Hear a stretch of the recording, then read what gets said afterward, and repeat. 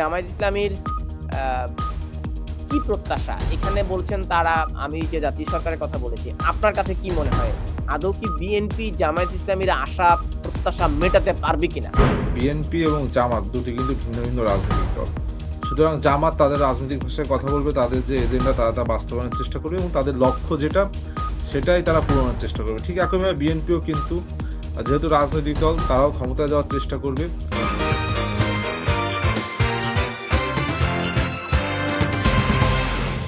হামিম, অ্যা আপনি একটু বলেন যে জামায়াত ইসলামীর সাথে জোটে অথবা জামায়াত ইসলামীর আ কি প্রত্যাশা? এখানে বলছেন তারা আমি যে জাতীয় সরকারের কথা বলেছি। আপনার কাছে কি মনে হয়? আদৌ কি বিএনপি জামায়াত ইসলামীর আশা প্রত্যাশা মেটাতে পারবে কিনা? দেখুন আপনার বিএনপি এবং জামাত দুটি কিন্তু ভিন্ন ভিন্ন রাজনৈতিক দল।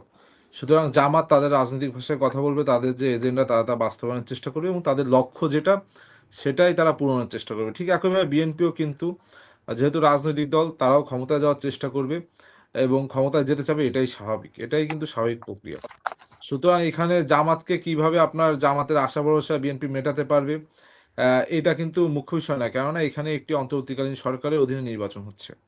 যে নির্বাচনে আপনার কিন্তু সরাসরি এখানে কিন্তু জামাতের সাথে বিএনপির কোনো ধরনের জোট নেই। সুতরাং বিএনপির তো এখানে জামাতের কোনো আশা ভরসা পূরণের প্রশ্ন আসে না। বরং জামাত কতটুকু জনপ্রিয় বা বিএনপি কতটুকু জনপ্রিয় সেটা নির্ধারণ হবে কিন্তু আসন্ন জাতীয় নির্বাচনে। এবং সেইখানে আপনার নির্বাচিত প্রতিনিধিদের নিয়ে যে সংসদ গঠিত হবে, সেই সংসদের মাধ্যমে আপনার এগুলো বোঝা তো যাবে আপনি যে আসলে এগুলো তো আপনি বইয়ের কথা বলতেছেন। হ্যাঁ? গণতন্ত্র তাহলে বা আপনি বলেন, তাহলে রাজনীতিতে আপনি এটা অ্যা বিএনপিকে দেওয়ার কেউ জামাতকে কি বিএনপি কতটি আসন দিবে? এটা কি তার বিষয়? নাকি এটা ভোটাভুটি হওয়ার বিষয়? না, এটা আপনি তো একটা যদি নির্বাচন প্রক্রিয়া। আপনি যদি এখানে তো গণ দেওয়া অধিকার নেওয়ার কিছু নেই। পরিষদকে আপনি বরং হ্যাঁ, যদি গণ অধিকার পরিষদকে ২ টা দিতে পারেন, আরো এক্স, ওয়াই, জেড কে ৪ টা, ৬ টা, ৯ টা, ৫০ ২ টা টা দেইনি। ২ টা আসনে আমরা প্রার্থী দেইনি ভাই। একই তো আচ্ছা ২ টা ঘটনা। আসনে আমরা প্রার্থী দেইনি। এর মানে আমরা আমি তাকে দিয়ে আমি দেইনি। আপ তাদের কিন্তু নির্বাচিত হয়ে আসতে হবে। সেখানে কিন্তু আরো আপ অন্য দলের প্রার্থীতা রয়েছে। আপনার চাপটা যাতে একটু কম হয়, জামায়াতের সাথে আলোচনায় বসলে আপনারা কতটি আসনে প্রার্থী না দিলে আপনারা খুশি? এইভাবে যদি বলি আপনার জন্য সহজ হয় কিনা? এখন এটা তো জামাতের সাথে আসলে আসন কতটিতে আমরা ছাড় দিব সেটা নিয়ে কোনো বসাবসির প্রশ্নই এখানে আসে না। কারণ আমরা বারংবার বলছি যে আপনার এখন জামাতের সাথে বিএনপির কিন্তু কোনো ধরনের জোট নেই এবং দীর্ঘদিন ধরে কোনো ধরনের জোট নেই এবং আমরা বারংবার বলছি যে আমাদের এখানে আ যেহেতু জাতীয়তাবাদের বিষয় আছে, জাতির বিষয়, জাতির প্রশ্নের উত্তর মেলাতে হবে এই নির্বাচনের মাধ্যমে যে তারা ৭১ এর পরাজিত শক্তিকে আবার সুযোগ দেবে কিনা।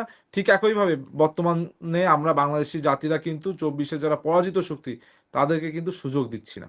ঠিক একইভাবে ৭১ এর পরাজিত শক্তিকে সাথে আমরা আবার ঐক্যবদ্ধ হব কিনা এটিও কিন্তু একটি কোয়েশ্চেন। আচ্ছা। এই যে ঢাকা বিশ্ববিদ্যালয়ের তরুণ আপনি ঢাকা বিশ্ববিদ্যালয়ের জিএস প্রার্থী। আপনি নির্বাচনে জয়লাভ করেননি এর অর্থ এই না যে আপনার কোনো দায়িত্ববোধ নাই।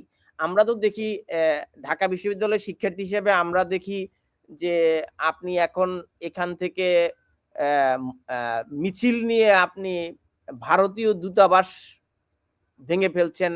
এখান থেকে মিছিল নিয়ে আপনি দৈনিক প্রথম আলো ভেঙে ফেলছেন। এখান থেকে মিছিল নিয়ে আপনি ছায়ানট ভেঙে ফেলছেন, উদীচী ভেঙে ফেলছেন। মানে আপনাদের আসলে কাজটা কি তখন? মানে আপনাদের মতো কেউ যখন এই কাজগুলি করে, আপনারা তখন কোথায় থাকেন?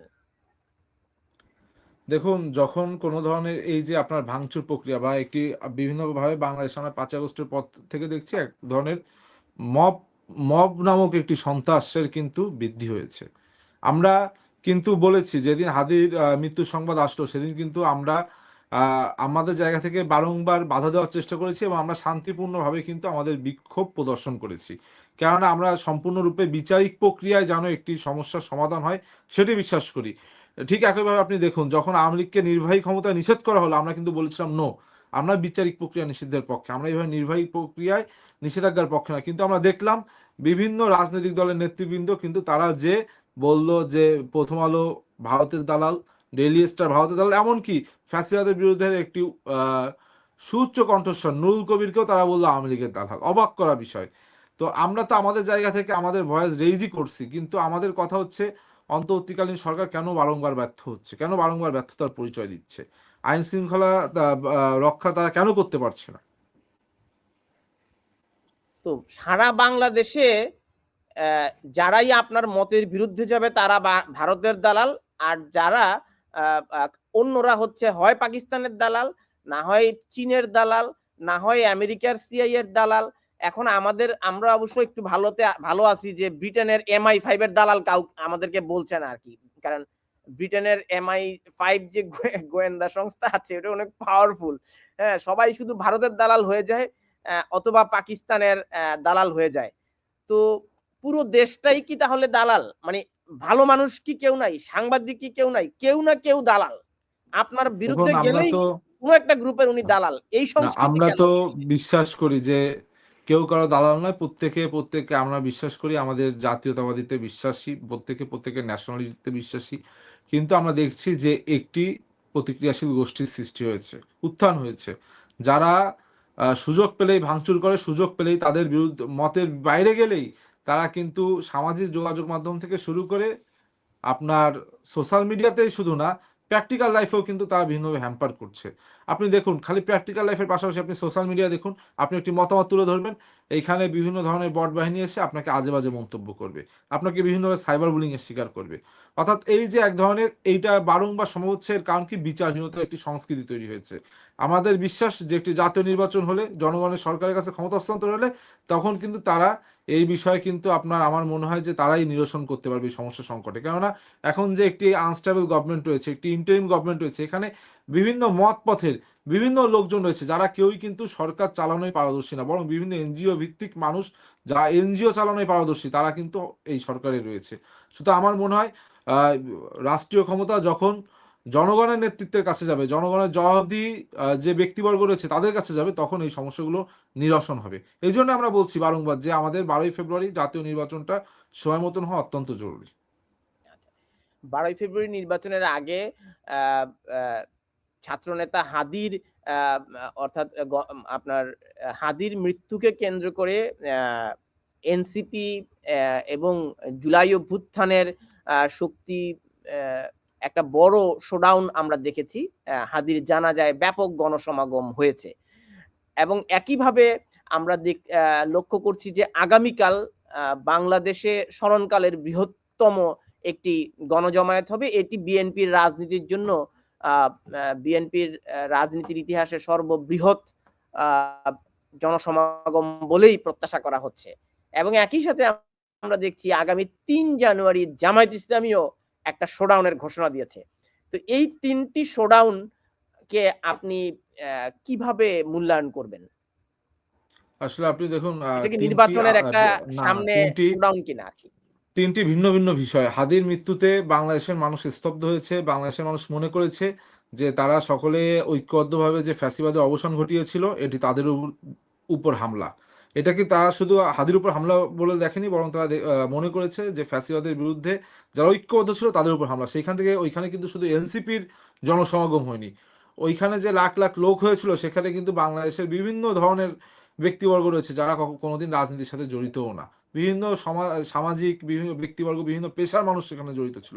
আর আপনি আগামীকালকে যে বিএনপির যে বড় সমাগমের কথা বলছেন, আপনার কি মনে হয় যে শুধু বিএনপির নেতাকর্মীরাই কালকে উপস্থিত হবে? বাংলাদেশে অনেক জনগণ রয়েছে যাদের আবেগ রয়েছে, আশা-আকাঙ্ক্ষা রয়েছে তারেক রহমানকে কেন্দ্র করে। যারা এক পলক দেখতে চায় যে ১৭ বছরে এই নেতা নির্বাসিত ছিল, তাকে এক পলক দেখব। সেখানে কিন্তু অনেক সাধারণ জনগণেরও আগমন ঘটবে। সুতরাং আমার মনে হয় না এই আগমনকে কেন্দ্র করে যে সমাগম হচ্ছে, এটি কোনো ধরনের আমরা ইনটেনশনাল শোডাউন। বরং বিভিন্নভাবে আমরা দেখছি। আমাদের কথা ছিল কালকে সকাল থেকে আমরা সেখানে হাজির হব। কিন্তু আপনি দেখুন ১-২ দিন আগে থেকে সেখানে আজকে কিন্তু তিল ধারণের জায়গা নেই। আর জামাতের যে আপনি যে বললেন জনসমাগমের কথা, এটা সম্পর্কে আমি অবগত না। কিন্তু জামাত যেহেতু কোনো কারণ ছাড়া করছে, সেটি তাদের একটি রাজনৈতিক প্রক্রিয়া হইতেই পারে এবং তাদের ইন্টেনশনাল হইতেই পারে যে তারা একটি শোডাউন করবে বা তারা দেখাবে তাদের সাথে জনসম্পৃক্ততা রয়েছে। এটা তো প্রত্যেকটি দলের নিজস্ব ব্যাপার।